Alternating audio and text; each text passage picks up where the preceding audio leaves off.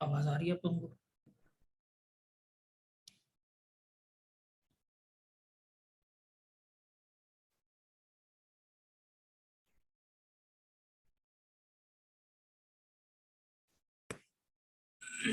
जी जनाब, last lecture से कोई सवाल किसी का है तो बताएं, वरना आगे चलते हैं।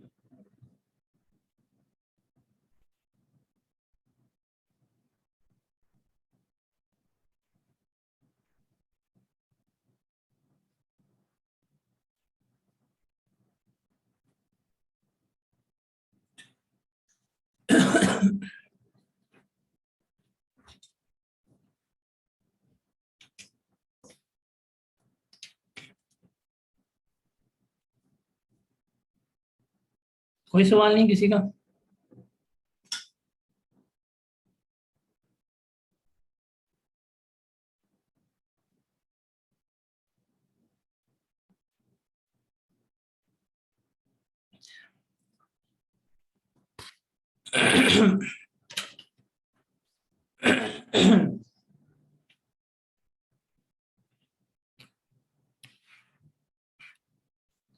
आगे चलते हैं।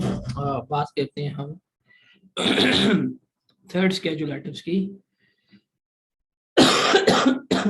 या रिटेल आइटम्स की क्या होती हैं, इनके बारे में हम बात करते हैं।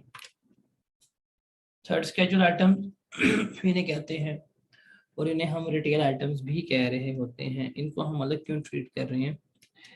ये थर्ड स्केड्यूल आइटम या रिटेल आइटम वो चीज़ें हैं जो हमारी रोज़मर्रा की ज़िंदगी में इस्तेमाल हो रही हैं, डेली बेसिस के ऊपर, जिनके ऊपर हम काम कर रहे हैं, जिनको लेके चल रहे हैं। वो हमारी थर्ड स्केड्यूल आइटम्स या वो हमारी रिटेल आइटम्स की बाहरी होती हैं। जैसे फॉर एग्जांपल साबुन है, सरफ है, शैम्पू है, बॉटल्स हैं, इस तरह की तमाम चीज़ें ये हमारी रिटेल आइटम्स में फॉल कर रही होती हैं। अब रिटेल प्राइस वो प्राइस है जिसके ऊपर डायरेक्टली कस्टमर को टैक्स चार्ज किया जा रहा होगा, वो हमारी रिटेल प्राइस कहला रही होती है। अब ये आइटम्स या ये स्केड्यूल मुख्तलिफ क्यों हैं उसको देखते हैं। अब आप खुद देखें, फॉर एग्जांपल आपने आइसक्रीम खानी है वॉल्स की, आप जाते हैं अपने जो भी एरिया में शॉपकीपर है, आप उससे परचेज कर लेते हैं और आप उसको यूटिलाइज करते हैं। अब क्या जिस शॉपकीपर से आपने ये सामान लिया है वो बंदा रजिस्टर्ड है? The answer is no. अब वो बंदा रजिस्टर्ड नहीं है तो वो टैक्स नहीं ले सकता। माइट भी उसने जिससे आइसक्रीम परचेज की हो होलसेलर से, वो भी रजिस्टर्ड नहीं हो सकता। तो प्रैक्टिकली पाकिस्तान में रजिस्टर और अनरजिस्टर्ड के बहुत ज़्यादा मसले मसाइल हैं। जो बंदा सेल्स टैक्स में रजिस्टर्ड नहीं है वो कभी भी सेल्स टैक्स नहीं ले सकता। और इसकी वजह से कुछ हमारी ऐसी आइटम्स हैं जो डेली कंजम्पशन में बहुत ज़्यादा इस्तेमाल होती हैं और उनके ऊपर हुकूमत चाहती है कि सेल्स टैक्स ले। तो फिर हुकूमत कैसे सेल्स टैक्स लेती है? हुकूमत ने उनके लिए ये थर्ड स्केड्यूल इंट्रोड्यूस करवा दी है। इसमें क्या होता है, इसमें देखते हैं कि इन गुड्स का मैन्युफैक्चरर कौन है,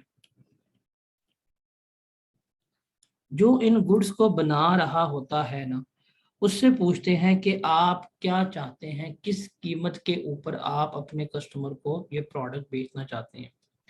ये मैन्युफैक्चरर कहता है कि मेरी ख्वाहिश है कि मैं अपना प्रोडक्ट ये 150 रुपये का कस्टमर को दूँ। कस्टमर जब भी मेरी प्रोडक्ट परचेज करने आए वो 150 रुपया पे करे और इस प्रोडक्ट को लेके चला जाए। ये कहते हैं इस 150 के ऊपर आप सेल्स टैक्स निकालें, कितना बनेगा जरा बताइएगा। 150 का 17% कितना बनता है?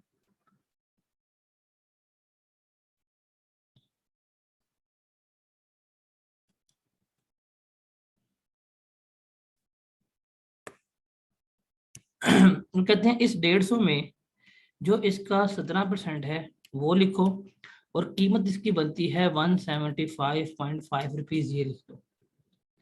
आपने देखा होगा कि आप अपनी रोजमर्रा जिंदगी में जितनी चीजें इस्तेमाल कर रहे होते हैं उनकी प्राइसेस जो हैं वो कुछ इस तरह से ही क्या की गई होती हैं, मेंशन की गई होती हैं। कीमत लिखी होती है, उसके ऊपर टैक्स की अमाउंट लिखी होती है, और ये कस्टमर जाता है, कस्टमर दुकानदार को ये वाली अमाउंट पे करता है, लेकिन इस अमाउंट में ये वैल्यू है और ये टैक्स है जो उस कस्टमर ने पे किया होता है। लेकिन यहाँ पे कहानी में ट्विस्ट ये आता है, कहानी में ट्विस्ट ये है कि जब इस मैन्युफैक्चरर ने ये प्रोडक्ट बनाई होती है, जब ये गुड्स मैन्युफैक्चर करता है, जब ये गुड्स को प्रोड्यूस करता है, उस वक्त ही ये जो टैक्स की अमाउंट है ना, ये मैन्युफैक्चरर से ही कलेक्ट कर ली जाती है। मतलब हुकूमत कहती है कि आपकी चीजें हैं, आपकी चीजें बना के बेचनी है, इसके ऊपर इतना टैक्स बनता है, ये टैक्स चूंकि आपने गुड्स बनाई हैं ये हमें पे कर दो। तो ये 25.25 रुपए जब मैन्युफैक्चरर ने गुड्स बनाई होंगी वही क्या कर देगा, वो डिपार्टमेंट को पे कर देगा। और जब फ्यूचर में जाके ये चीज एक्चुअल में सेल होगी, जब कस्टमर इसके इतने पैसे पे करेगा और पैसे घूमते फिरते इसके पास आएंगे, तो ये क्या कर लेगा, इनमें से अपना जिसने टैक्स पे किया हुआ है वो रिकवर कर लेगा। तो इस तरह से इन आइटम्स के ऊपर सेल्स टैक्स चार्ज किया जा रहा होता है। जैसे मैं आपको एग्जांपल दिखाता हूँ,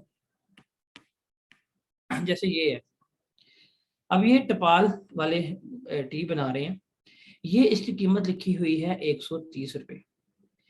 मैं परचेज करने जाऊंगा, मैंने 130 रुपीज ही दुकानदार को पे करने हैं, लेकिन इस 130 रुपीज में जो मैंने टैक्स पे किया वो 18.89 रुपीज थे, ये मैंने सेल्स टैक्स की अमाउंट पे की।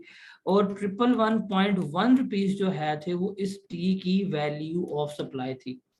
मैंने जाके ये टी आज परचेज की है, आज मैंने पेमेंट की है, लेकिन जब ये बैच होता है, जब ये बैच बना होगा उस वक्त ही टपाल वालों ने ये जो अमाउंट थी ये हुकूमत को पे कर दी थी, ये डिपार्टमेंट में टैक्स की अमाउंट जो है थी वो सबमिट करवा दी थी। जब मैंने पेमेंट की दुकानदार को, दुकानदार आगे पेमेंट करेगा, अल्टीमेटली जब ये पेमेंट इसके पास पहुंचेगी तो ये फिर ये क्या करेगा, जो इसने खुद अपनी पॉकेट से टैक्स पे किया था उसको साइड पे कर लेगा। अल्टीमेटली जब मैंने गुड्स परचेज की हैं टैक्स गया मेरी पॉकेट में से ही है, लेकिन जब ये मैन्युफैक्चर हुई थी, एट टाइम ऑफ मैन्युफैक्चरिंग ही क्या हो गया था, हम मैन्युफैक्चर से टैक्स ले लेते हैं, आगे बंदा रजिस्टर्ड है अनरजिस्टर्ड है जो मर्जी है, हमें उससे कोई कंसर्न नहीं है। जब एंड कंज्यूमर जाएगा ये प्रोडक्ट को परचेज करेगा, ऑटोमेटिकली क्या हो जाएगा, उसकी जेब में से हम ये टैक्स जो है वो निकलवा लेंगे। तो ये थर्ड स्केड्यूल आइटम्स होती हैं, इस तरह से हम इनके ऊपर टैक्स वगैरह कैलकुलेट कर रहे होते हैं। अब आप अपनी डेली लाइफ में कोई भी प्रोडक्ट ले लें, आप शैम्पू ले लें, आप टिश्यू ले लें, आप कॉफ़ी ले लें, आप डिटर्जेंट्स ले लें, आप बेवरेजेस ले लें, आप ये मसाले वगैरह जो ब्रांड की पैकिंग में बिक रहे होते हैं वो ले लें, हर एक प्रोडक्ट के ऊपर कुछ इस तरह से ही कीमत लिखी होगी, जिसमें ये होती है उसकी रिटेल प्राइस के, इस कीमत के ऊपर हम चाहते हैं कि कस्टमर को चीज बिके, और ये उसके ऊपर सेल्स टैक्स होता है जो इस कीमत के ऊपर शामिल होता है। तो अल्टीमेटली कस्टमर ये अमाउंट पे करा, लेकिन इस अमाउंट में से ये टैक्स की अमाउंट है और ये उस वैल्यू ऑफ सप्लाई की अमाउंट है जो पे की जा रही होती है। अब आपके पास इस वक्त कोई भी प्रोडक्ट पड़ा हुआ है आप उसकी कीमत देख लें, इसी तरह लिखी होगी। एनीवन, कोई आपके पास, किसी के पास कोई प्रोडक्ट पड़ा हुआ है?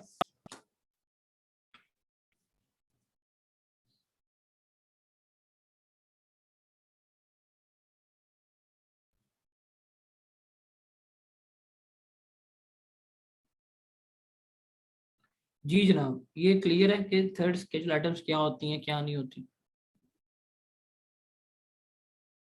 क्या बुक्स थर्ड स्केड्यूल आइटम्स हैं? क्या मोबाइल थर्ड स्केड्यूल आइटम है?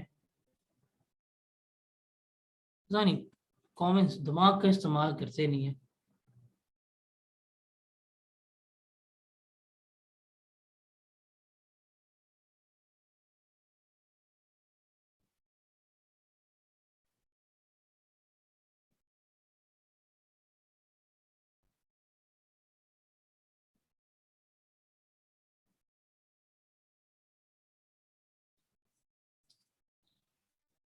तो ये सारी हमारी क्या होती हैं, ये थर्ड स्केड्यूल आइटम्स, यानी हम रिटेल आइटम्स कह रहे होते हैं।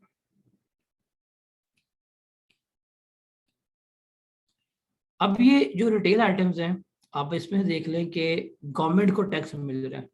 बेशक आप जाके अपने दुकानदार से, जो बंदा रजिस्टर्ड नहीं है, आप उससे टैक्स ले रहे हो, लेकिन गवर्नमेंट को टैक्स जो है वो कंप्लीटली पूरे का पूरा ही मिल रहा है। तो ये बड़ा फायदा होता है इस चीज का। अब सेल्स टैक्स जो है वो 17% के ऊपर चार्ज होता है। इसमें से जो मैन्युफैक्चरर है वही टैक्स पे पहले कर देता है, लेकिन इसके लिए सबसे अहम चीज है कि जो इसके ऊपर प्राइस है ना, वो कीमत प्रिंटेड होनी चाहिए, वो कीमत लिखी होनी चाहिए। जिस तरह से यहाँ पे ये कीमत प्रिंटेड थी, हर रिटेल आइटम के ऊपर ये चीज प्रिंटेड या लेबल होनी चाहिए। अगर ये प्रिंटेड नहीं है तो फिर वो थर्ड स्केजुअल आइटम नहीं है। थर्ड स्केजुअल आइटम के लिए या रिटेल आइटम के लिए ये लाजमी है कि उसके ऊपर ये चीज, ये कीमत प्रिंटेड होनी चाहिए। अगर वो चीज प्रिंटेड नहीं है तो हम उसे थर्ड स्केजुअल आइटम में ट्रीट नहीं कर सकते। ये सबसे बड़ा इसका फीचर है जो आपने अपने माइंड में रखना है। उसके बाद है ये रिटेल प्राइस। मेरे ख्याल से मुझे इसको बताने की जरूरत नहीं है, आप इसको रीड कर लें, इसमें कोई मसला है तो बताएं, वरना आगे चलते हैं।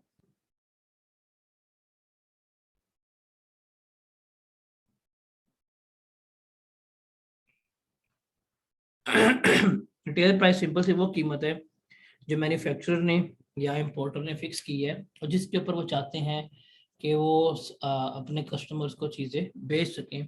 और ये वो कीमत है जो प्रिंटेड होती है, लेबल होती है, और इसके ऊपर क्या होती हैं, सेल्स टैक्स चार्ज किया जा रहा होता है।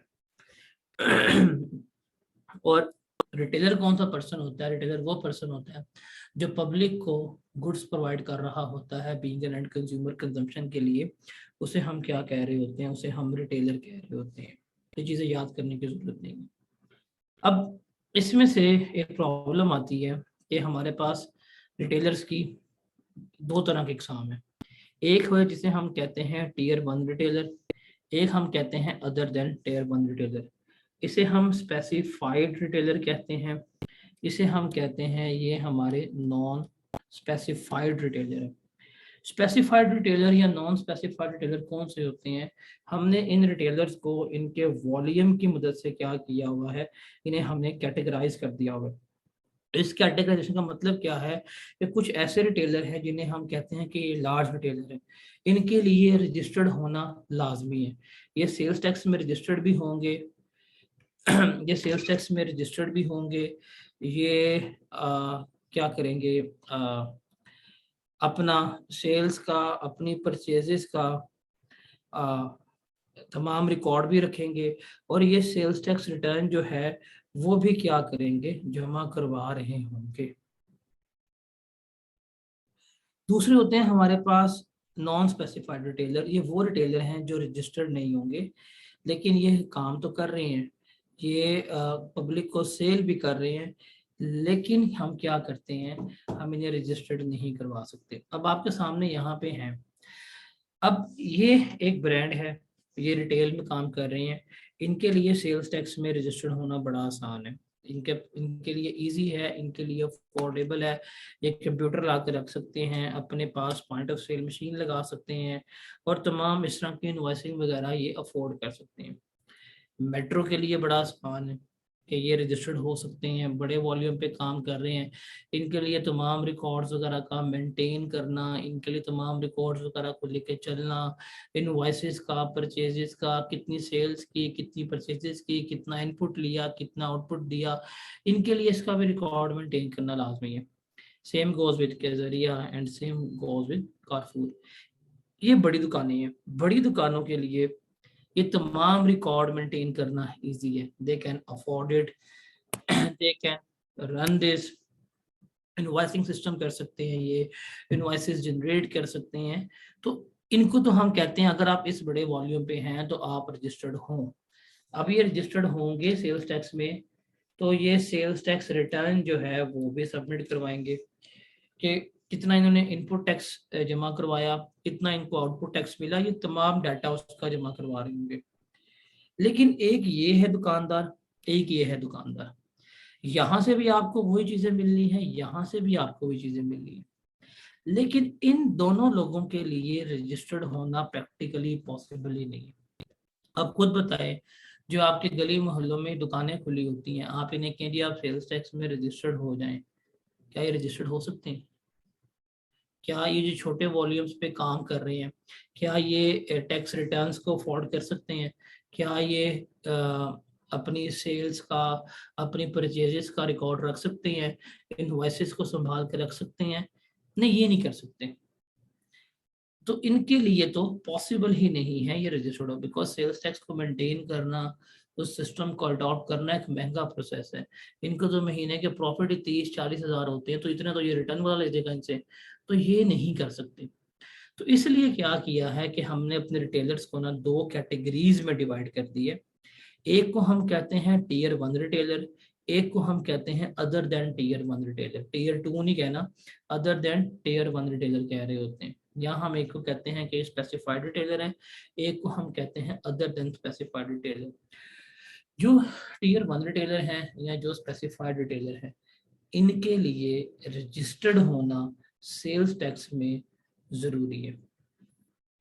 वो सेल्स टैक्स में रजिस्टर्ड भी होंगे, जिस तरह नॉर्मल हम सेल्स टैक्स पे करते हैं ये उस तरह टैक्स भी पे करेंगे। जो चीज़ खरीदी उसका रिकॉर्ड, जो चीज़ बेची उसका रिकॉर्ड, कितना इनका आउटपुट टैक्स आया, कितने ने इनपुट टैक्स पे किया, ये प्रॉपर चीज़ें रिकॉर्ड करके देंगे। और हर महीने के एंड के ऊपर इनकी सेल्स टैक्स रिटर्न जो है वो जमा हो रही होगी। जो दूसरे रिटेलर्स हैं, छोटे रिटेलर्स, उनके लिए लाजमी नहीं है। फिर हम उनके लिए क्या कर लेते हैं, उनके बिजली के बिलों में टैक्स लगा के उनसे निकलवा लेते हैं। अब इस तरह इसको हम देख लेते हैं कि टीयर 1 रिटेलर और अदर देन टीयर 1 रिटेलर्स कौन से होते हैं। जो टीयर 1 रिटेलर्स हैं, इनके लिए याद रखना, इनके लिए रजिस्ट्रेशन जो है वो कंपलसरी है। ये सेल्स टैक्स में लाजमन रजिस्टर्ड होंगे हर हालत में, और अगर रजिस्टर्ड होंगे तो प्रॉपर सेल्स टैक्स के मेथड को, मैकेनिज्म को ये अडॉप्ट भी करेंगे। अब कौन कौन से रिटेलर्स जो हैं वो इसमें फॉल करते हैं, ये कुछ इसकी कैटेगरीज हैं।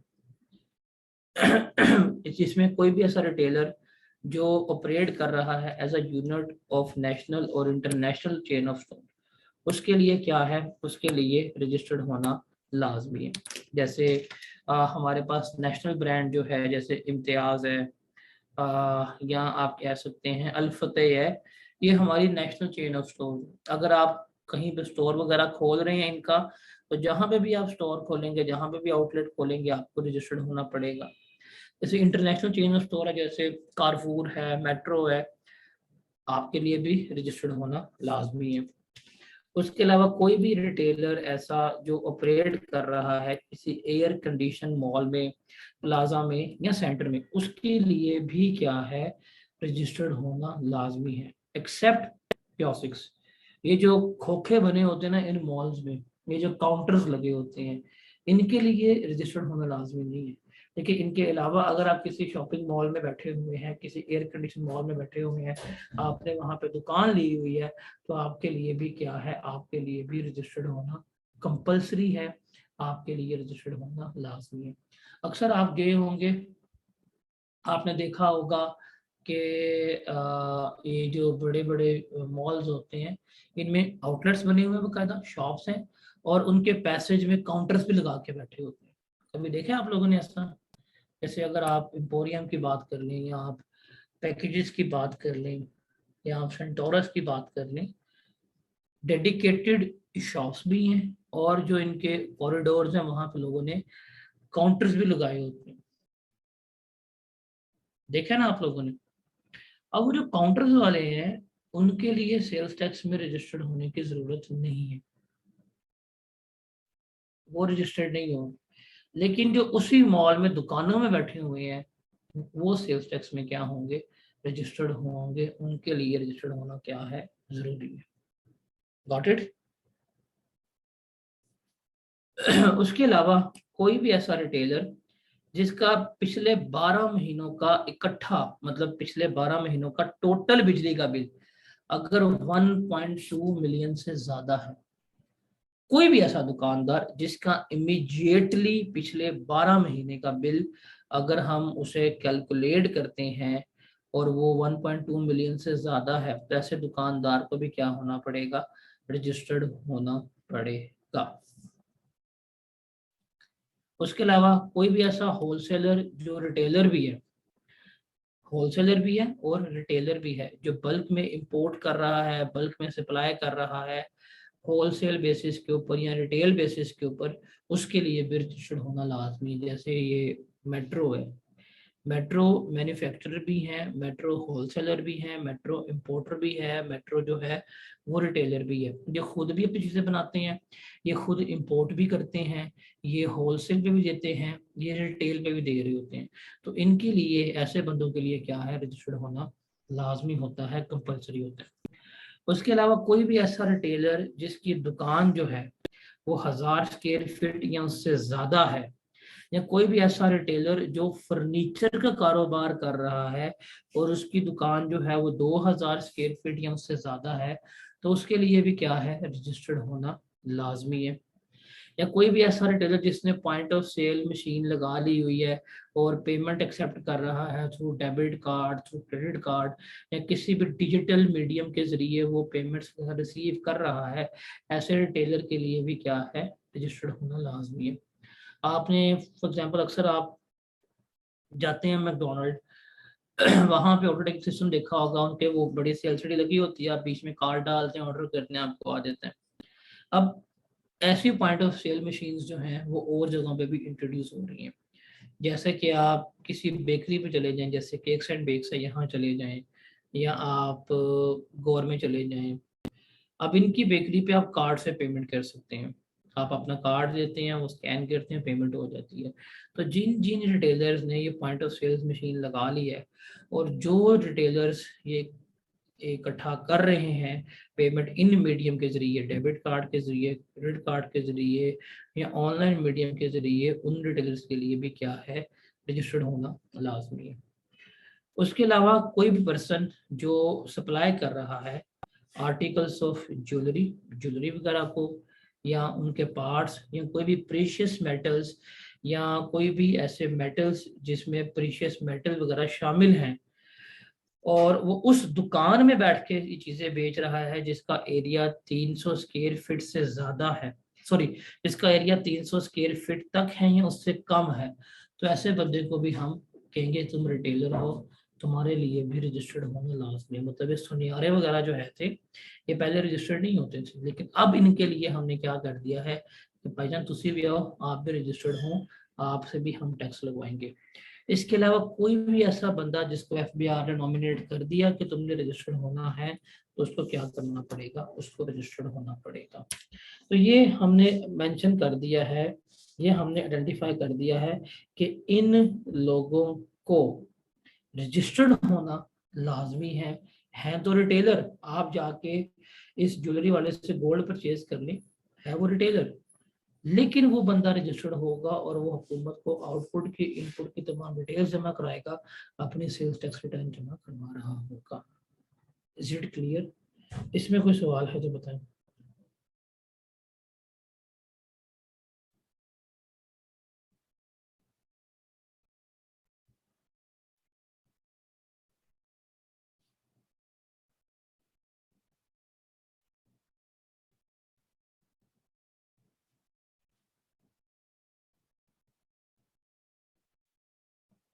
अगर 300 स्क्वायर फीट से ज्यादा है तब तो उसको रजिस्टर्ड होना पड़ेगा।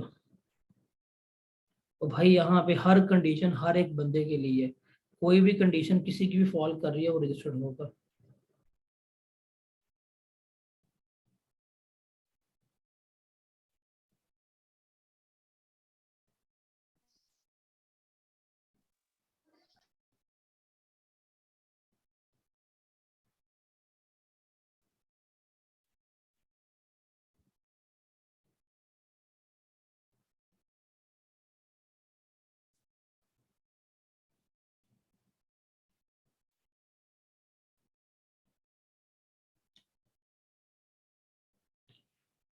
अब इसमें से पास पेपर में सवाल आया हुआ है, March 19 का, briefly discuss the situation under which a retailer is required to be registered under Sales Tax Act 1990 and rules made thereunder। तो आपने यहाँ पे ये टीयर 1 रिटेलर था, जो क्राइटेरिया है वो लिखना था।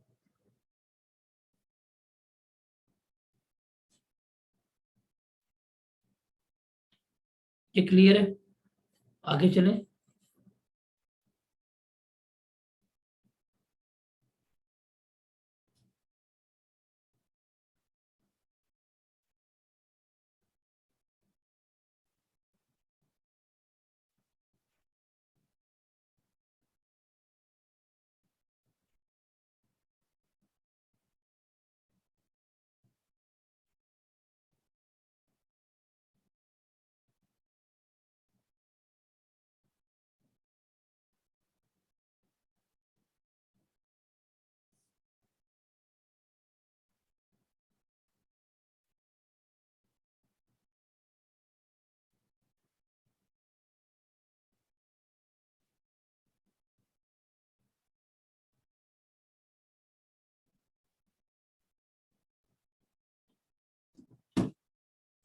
इसको बस अच्छी तरह पढ़ना है आपने।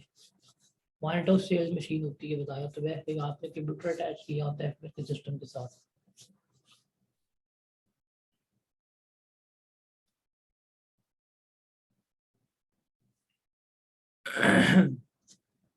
अभी जो Tier 1 रिटेलर है ना, जिनके बारे में हम बात कर रहे हैं, ये रजिस्टर्ड भी होंगे, ये नॉर्मल मैनर में टैक्स भी पे करेंगे, ये इनपुट टैक्स की एडजस्टमेंट भी करेंगे, इनका ऑडिट भी होगा, तमाम नॉर्मल मैटर्स जो है वो क्या होंगे, वो इनके चल रहे होंगे। उसके बाद FBR ने कहा हुआ है कि इन्होंने अपने जो रिटेल आउटलेट्स हैं उनको FBR के कंप्यूटराइज सिस्टम के साथ इंटीग्रेट करना। मतलब ये है कि इनकी रियल टाइम प्रोसेसिंग जो है वो FBR के सिस्टम में शो होनी चाहिए। अगर ये कोई सेल करेंगे तो वो भी FBR के सिस्टम में रिपोर्ट होनी चाहिए। अगर ये कोई परचेज करेंगे तो वो भी FBR के सिस्टम में रिपोर्ट होनी चाहिए। अगर FBR ने इन्हें बता दिया कि तुमने करना है, अगर ये नहीं करेंगे तो इनका इनपुट टैक्स जो है वो 60% तक क्लेम नहीं करने दिया जाएगा। अगर ये 100 रुपए का इनपुट टैक्स क्लेम करना चाहते हैं और इन्होंने अगर FBR की कंडीशन वायलेट की हुई है, इन्होंने अपने कंप्यूटर्स को इंटीग्रेट नहीं किया, तो इनको सिर्फ 60 रुपए तक का इनपुट टैक्स ही जो है वो अलाउ किया जा रहा होगा। और इन रजिस्टर्ड रिटेलर के लिए लाजमी है कि ये इनके इनवॉइसेस जो हैं, रसीदें वगैरह, वो सीरियली नंबर्ड होनी चाहिए।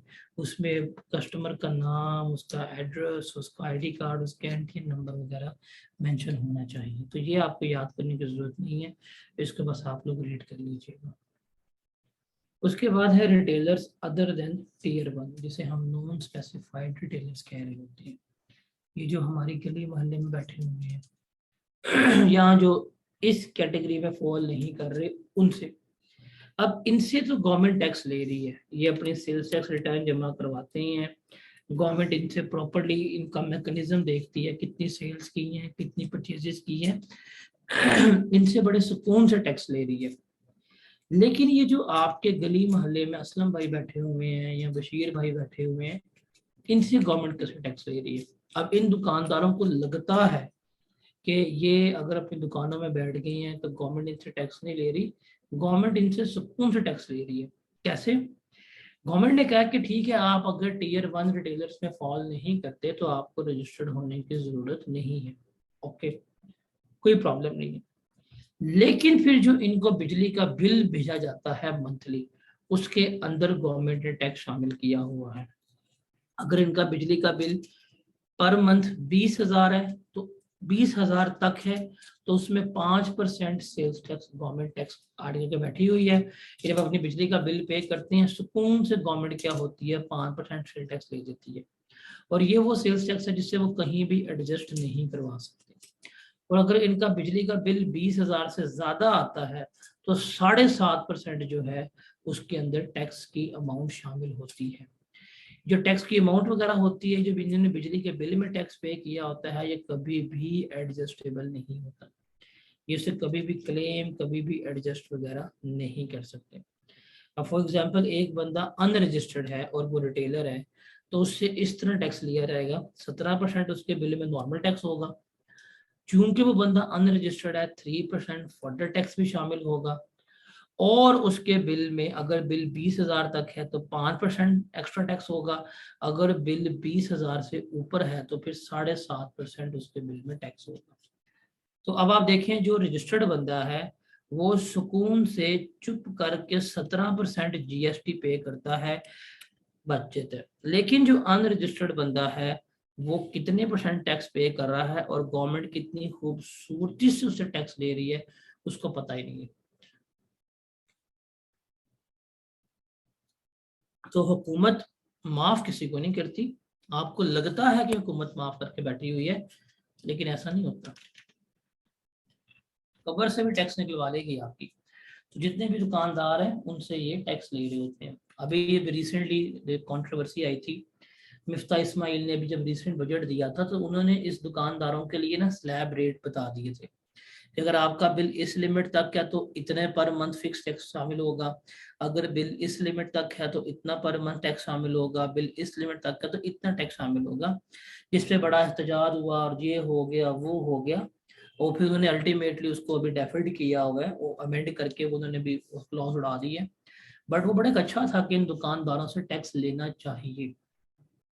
तो इस तरह से ये जो आपके गली मोहल्ले में असलम भाई या रशीद भाई बैठे हुए हैं, इनसे गवर्नमेंट टैक्स ले लेती है। और गवर्नमेंट टैक्स कैसे लेती है? इनके बिजली के बिलों में डाल के। क्यों भाई? इसमें कोई सवाल है तो बताएं।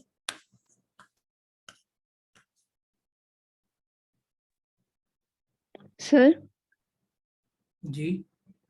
सर मैंने आपसे पूछना था कि ये जो आपने बताया मॉल्स में जो होते हैं शॉप्स के सामने, सर उनका बिल तो वो शॉप्स वालों के साथ आता है ना, या उनका भी अलग से मीटर होता है? उन्होंने सब मीटर लगाए होते हैं, उनकी अरेंजमेंट होती है इस तरह से। तो तो वो उनका टैक्स उस मीटर के थ्रू होता है या फिर वो शॉप वालों के थ्रू होता है? वो टैक्स वगैरह नहीं पे करते, उनके जो बिल वगैरह होते हैं उसको शॉप वाले ही खुद पे कर देते हैं। तो अच्छा। उनकी रेंट में ऐसी अरेंजमेंट हो जाती है। ठीक है। आपको किसने क्या ये जुल्म है? मुझे चीज समझ नहीं आती। लाइक आप टैक्स को जुल्म क्यों कह रहे हैं, मुझे ये बताओ। रजिस्टर्ड हो, टैक्स दें। अगर रजिस्टर्ड नहीं होना, आप उटोपिया में रहते हैं। मुझे सिंपल सी चीज बताओ, क्या आपके पास रिसोर्सेज अबंडेंट है? क्या आपके पास वाफर पैसा है? क्या आपकी आबादी थोड़ी है और आपके पास अन्नेवा पैसा है? नहीं ना। जब हर चीज नहीं है तो स्टेट कैसे चलेगी? मुझे सिंपल सा इसका जवाब दे दो। आप स्टेट विदाउट मनी किस तरह चला सकते हो अगर टैक्स जुल्म है तो? हाँ, वो वाली कौम तो नहीं ना हजरत मूसा वाली, कि जिनके लिए जन्नत से मुना सलवा आएगा तो वो उसको एंजॉय करेंगे, रहेंगे, खाएंगे, पिएंगे। ऐसा नहीं है।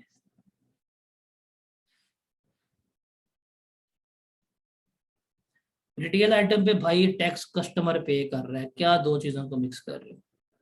रिटेल आइटम पे टैक्स कस्टमर ने पे किया, ये तो दुकानदारों की इनकम के ऊपर हो रही है।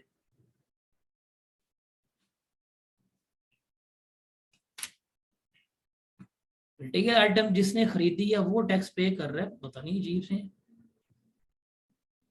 रेजिडेंशियल मीटर इसलिए कहते हैं कि अगर आप दुकान पे काम कर रहे हैं तो कमर्शियल मीटर लगाएं। रेजिडेंशियल मीटर इलीगल है अपने शॉप्स पे लगाना। लास्ट लाइन में सिंपल लिखा हुआ है कि अगर आपका बिजली का बिल जो है अनरजिस्टर्ड रिटेलर का, उसमें 17% टैक्स भी शामिल होगा, नॉर्मल 3% फुल टैक्स शामिल होगा और 5% ये वाला एक्स्ट्रा टैक्स शामिल होगा। तो यहाँ पे लिमिट्स हैं। आपने ना मुझे अब्दुल्ला उमर साबित करना है कि आपके कौन से हुक्मरान ने कितना टैक्स खाया। ये मुझे आपने साबित करना है। आपके मुल्क की पता है आबादी कितनी है? आपके मुल्क की आबादी 220 मिलियन है। कहाँ से पाल रहे हैं वो? कैसे मैनेज कर रहे हैं, पता है आपको? अंदाजा है? असर्टिव होके बैठे हुए हैं कि ये तो हम खा जाते हैं, ये कर गया वो कर गया है। इमरान खान लूट के खा गया, उसने घड़ियां बेच बेच के ये कर लिया है, साबित किया। नवाज शरीफ ने ये कर दिया, जरदारी ने ये कर दिया, हम पैसे पे करेंगे, लूट जाइए, ये कर दिया। तो भाई जिस रोड पे तुम चल रहे हो उस रोड की कंस्ट्रक्शन कॉस्ट कहाँ से पे कर रहे हैं? जो तुम्हारे लिए पुलिस मेंटेन की हुई है उसको तनख्वाहें कहाँ से दे रहे हैं? इतना बड़ा मेडिकल सेक्टर चला रहे हैं आपके मुल्क का, सरकारी पैसे कहाँ से लेके आ रहे हैं? कभी किसी दूर देहात इलाके में जाकर देखिए, वहां पे भी काम चल रहे हैं। एक इलेक्ट्रिसिटी पोल खड़ा करने पे ना करोड़ रुपया लग जाता है, पैसे कहाँ से आ रहे हैं? मतलब थोड़ा लॉजिकल तो बंदा होके सोचते हैं। इट इज वेरी इजी कि यार हाँ ये चोरी करके खा गए, ये कहाँ खाए, मुझे बताएं। मैं ये नहीं कह रहा कि भाई करप्ट हैं, बट ये एक आपने असर्टिव कमेंट दे दिया कि भाई ये चोरी करके खा लेते, हम टैक्स नहीं पे करेंगे। शाबाश है।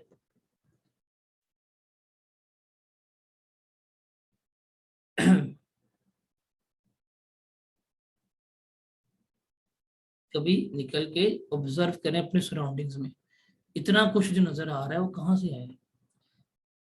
आपने खुद अगर एक 10 बाय 10 का कमरा कंस्ट्रक्ट करना हो ना आज के दिन पे, तो 4.5 से 5 लाख रुपए लगता है।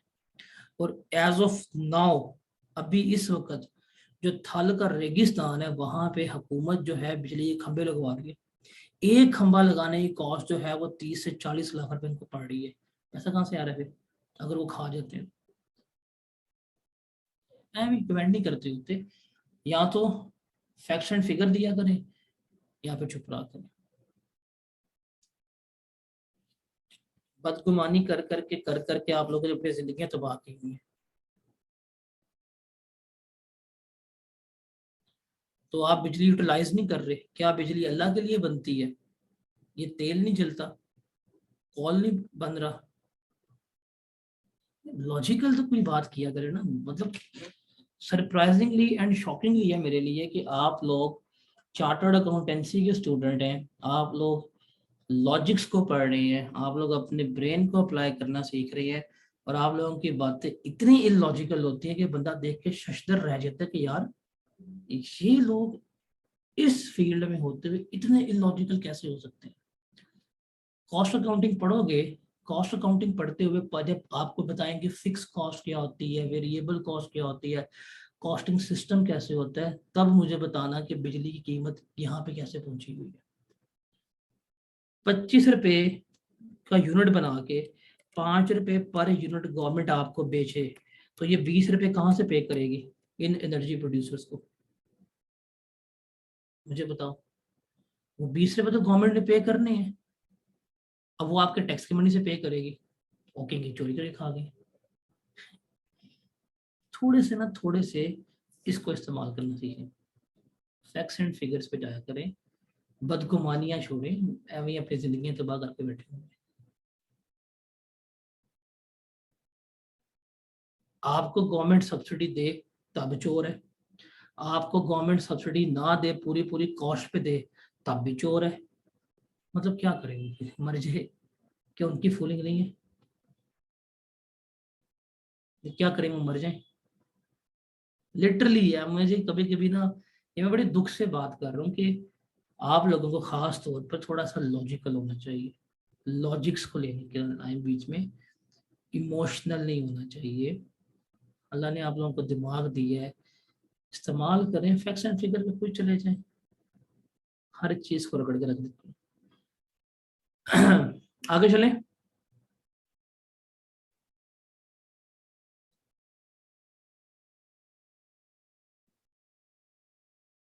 हमारे मुल्क में 17% टैक्स पे करते हुए हमें बुरा लगता है। मेरा एक दोस्त है, he is in Germany right now, और उसकी इनकम का पर मंथ जो उसको सैलरी ट्रांसफर होती है उसका 47% डायरेक्ट टैक्स कटता है। 47% उसकी इनकम का डायरेक्ट टैक्स कटता है उस बंदे का। और वही बंदा जब पाकिस्तान आता है ना, तो देता है गालियां, ये टैक्स हराम है, वहां पे ऐसे है वैसे है। और वही बंदा हर साल जर्मनी में लाइन में लग के आपके रिटर्न जमा करा रहा होता है।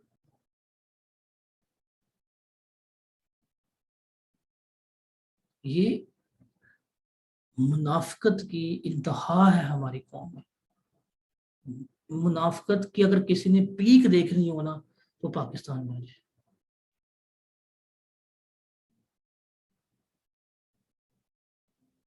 ये है। सबसे ज्यादा उम्रा करने वाले लोग हमारे मुल्क में, हज करने वाले हमारे मुल्क में है, हाफिज कुरान हमारे मुल्क में है, क्राइम सबसे ज्यादा हमारे मुल्क में होता है, औरतों की जो लाइफ पथेटिक तरीन है वो हमारे मुल्क में है, हेल्थ की वर्स्ट सिचुएशन हमारे मुल्क में है। मतलब एक्सट्रीम्स हैं हमारे कंट्री में मुनाफकत की, ये रियलिटी है।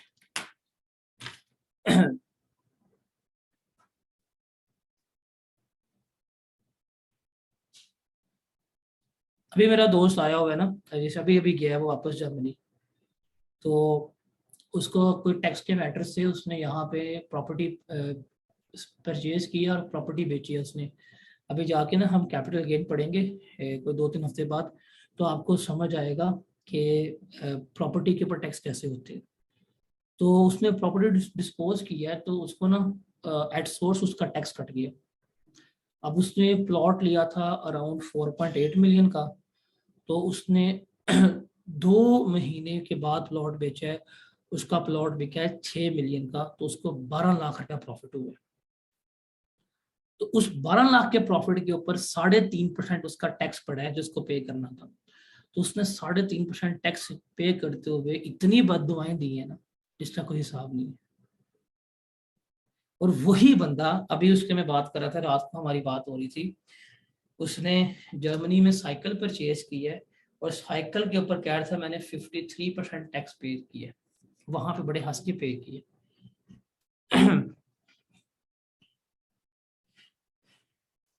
तो ऐसे हमारी कौम है, हमारे मुल्क को वैल्यू करते नहीं और दूसरों को जाके दुख होता है मुझे।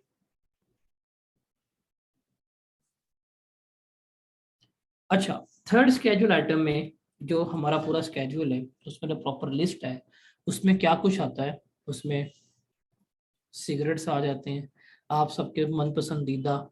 आजकल सबसे सस्ता सिगरेट कौन सा है? हम्म, किसान, मतलब तुम पीते हो? मैंने तो कभी पिया नहीं, मुझे पता नहीं है। कैप।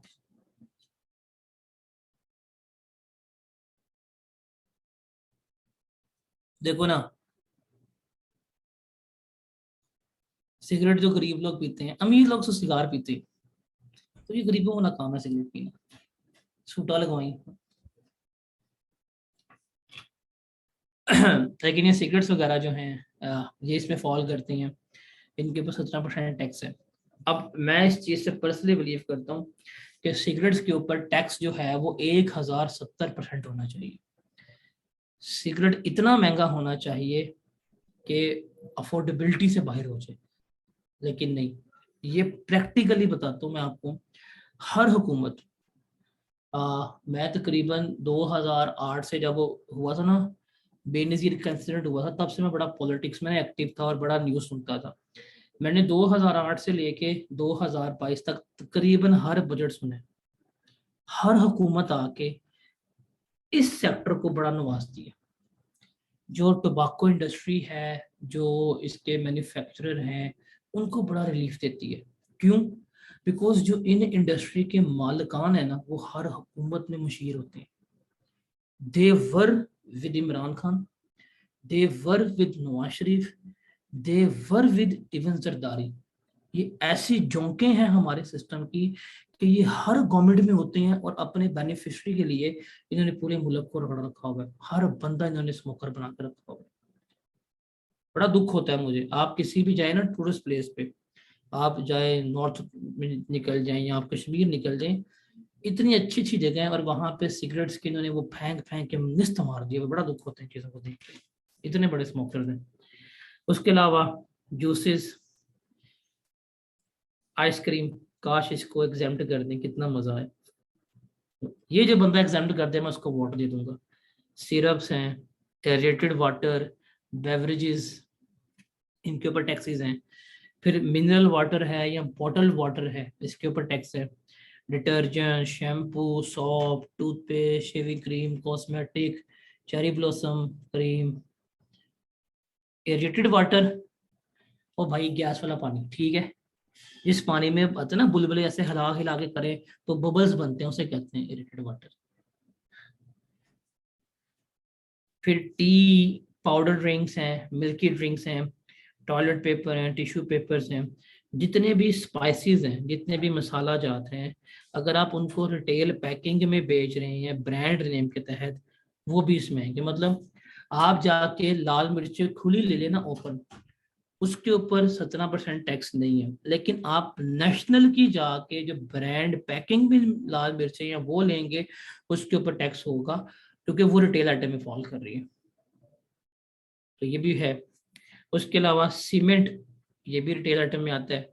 फर्टिलाइजर्स, उसके अलावा फिर जितनी भी ये घर की इलेक्ट्रिकल इक्विपमेंट्स हैं या जो तमाम चीज़ें हैं ये भी इसमें आ रही होती हैं, जिसमें एसी है, फ्रिज है, डीप फ्रीजर्स हैं, TV, recorder, player, bulb, tubelight, fan, iron, washing machine and telephone sets.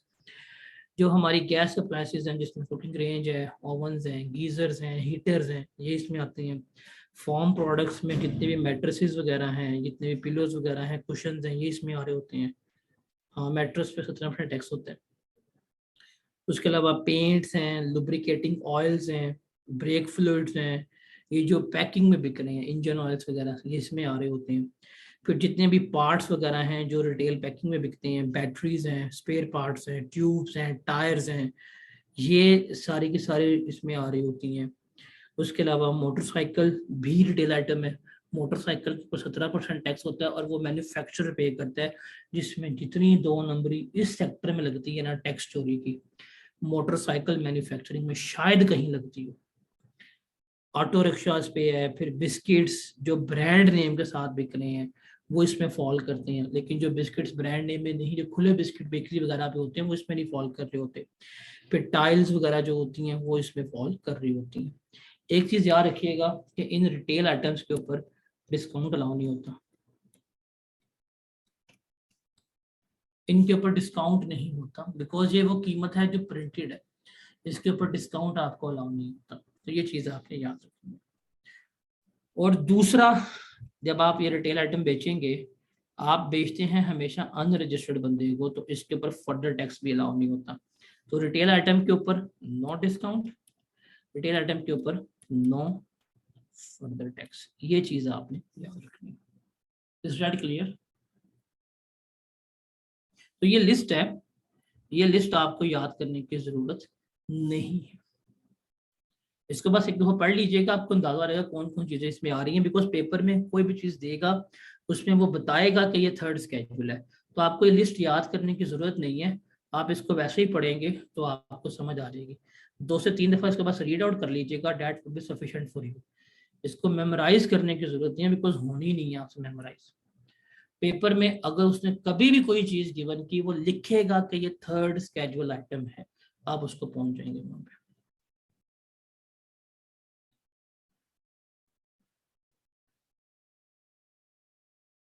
अब कल वाला सवाल, आप लोगों ने अक्सर देखा होगा कि हेड एंड शोल्डर आपकी गली मोहल्ले में 275 का बिक रहा होता है, वही हेड एंड शोल्डर अगर आप जाके मेट्रो से लेते हैं 240 का मिल रहा होता है। यही सवाल था ना? वो डेयरी मिल्क आपके इलाके से 250 की मिलती है, वही डेयरी मिल्क जाके आप मेट्रो से लेते हैं तो वो 225 की मिल रही होती है। वो जो सर्फ है आपके एरिया से 780 का मिल रहा होता है, मेट्रो से परचेज करते हैं तो 687 का मिल रहा होता है। ऐसे ही है। अभी हमने पढ़ा इसके ऊपर डिस्काउंट अलाउ नहीं होता, तो वो कैसे सस्ता बेच रहे होते हैं? एनीवन?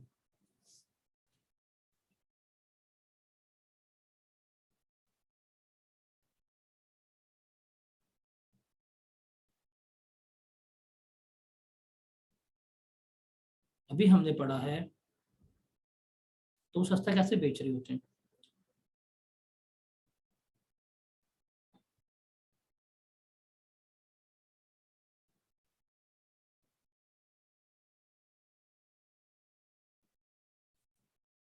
अब यहाँ पे ना ये बड़े बड़े स्टोर जो है ना, वो बड़ा अनएथिकल काम करते हैं, बड़ी 2 नंबरी से लगाते हैं।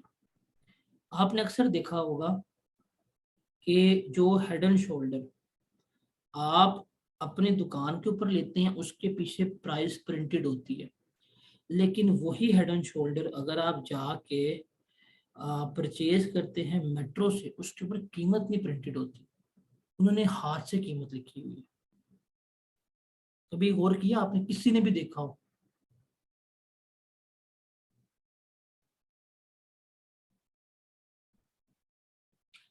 होता ये है कि वो लोग जो होते हैं ना, वो लोग इंपोर्ट करते हैं और वो इंपोर्ट सस्ता करके आपको बेच रहे होते हैं, वो लोकल नहीं होते।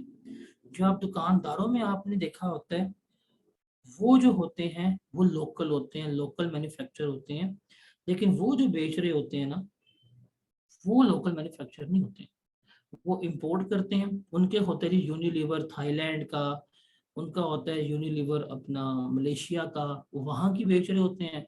और जो आप अपनी दुकानों से लेते हैं वो होता है यूनिलीवर पाकिस्तान का। तो वो आपको इम्पोर्टेड गुड्स बेच रहे होते हैं जो काफ़ी सस्ती पड़ रही होती है। That is one of the reason.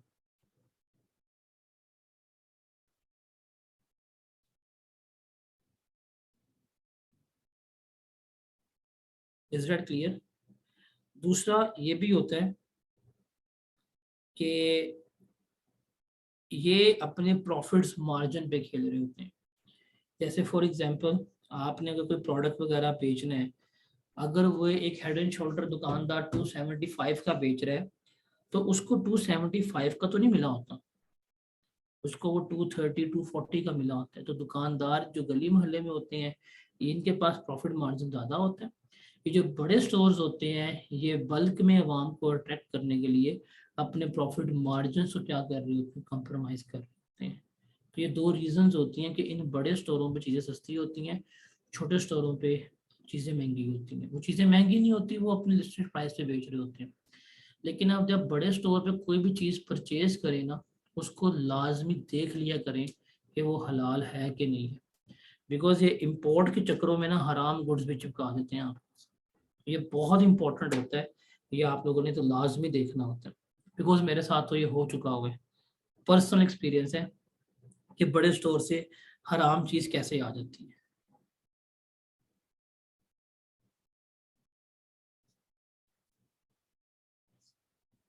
Import से चार्जेस लग जाते हैं, वो चार्जेस लगने के बाद भी आपको क्या होता है, सस्ता पड़ रहा होता है एज कम्पेयर टू लोकल। हलाल टैग लाजमी देखना होता है। समटाइम्स हलाल नहीं लिखा होता, लेकिन उनके इंग्रेडिएंट्स में कुछ हराम एलिमेंट शामिल होते हैं। ख़ास तौर पर ये जो कॉस्मेटिक प्रोडक्ट्स होते हैं, ये जो ब्यूटिफिकेशन के प्रोडक्ट्स होते हैं, इनके इंग्रेडिएंट्स लाजमी पड़ने चाहिए। जैसे एक दफ़ा मैंने माउथ वॉश लेना था और मैं जल्दी में था, तो मैंने ओरल बी का माउथ वॉश पकड़ा। वैसे मैंने अपने डाल लिया ट्रॉली में, मैंने कहा कुछ नहीं होता। उसको मैं 2-3 दिन इस्तेमाल किया, उसका टेस्ट ना बड़ा अजीब सा मुझे लग रहा था, हालांकि मैं ओरल बी रेगुलरली यूज़ करता हूँ। इतफाकन कोई 3-4 दिन के बाद ना वैसे ही मैंने इसको पकड़ा, उसके इंग्रेडिएंट्स पढ़ा, तो उसमें अल्कोहल था बकायदा। मैं भी कहूँ, मैं 2-3 दिन से झूम क्यों रहा था, उसमें अल्कोहल था। उसके ऊपर हलाल कहीं नहीं लिखा हुआ था। हालांकि जो लोकल आपको ओरल भी मिलता है पाकिस्तान मेड, उसके ऊपर हलाल मेंशन होता है, वो नॉन अल्कोहलिक होता है। क्योंकि वो है था आई थिंक थाईलैंड का था, वो पाकिस्तानी मेड नहीं था, उसमें अल्कोहल था और वो मेंशन भी नहीं था कि ये हलाल है कि नहीं। तो इसलिए अगर आप इन स्टोर से कोई चीज़ लें, खास तौर पर कॉस्मेटिक गुड्स जो हैं, उनको लाजमी देख लिया करें, वरना आपको गधे की चर्बी वाली चीज़ें जब मिली होंगी ना, तो आपको मज़ा आएगा फिर इस्तेमाल करने में। ये अक्सर होता है पाकिस्तान में। तो इसको ज़रा लाजमन देखा करें जब आप इन प्रोडक्ट स्टोर से चीज़ें ले रहे होते हैं।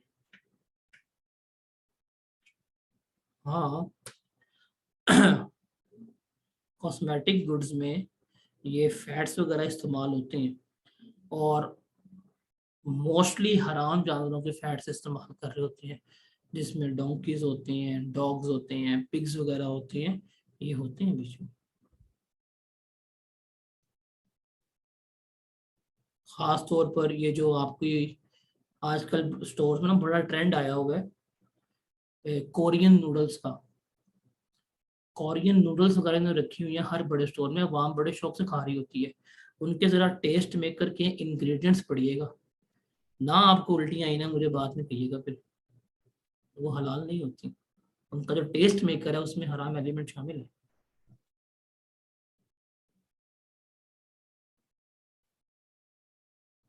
आपको किसने क्या हराम चीज़ें इम्पोर्ट नहीं होती?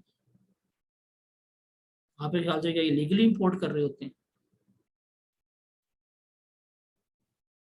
आपको किसने कहा ये इम्पोर्ट नहीं होती?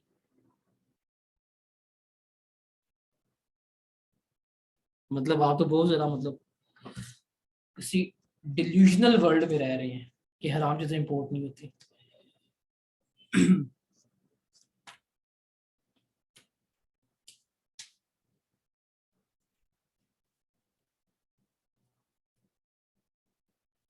ठीक है जी, कल यहाँ से हम ऑनवर्ड कंटिन्यू करते हैं। कोई सवाल होगा आप पूछ लीजिएगा। अल्लाह हाफिज़।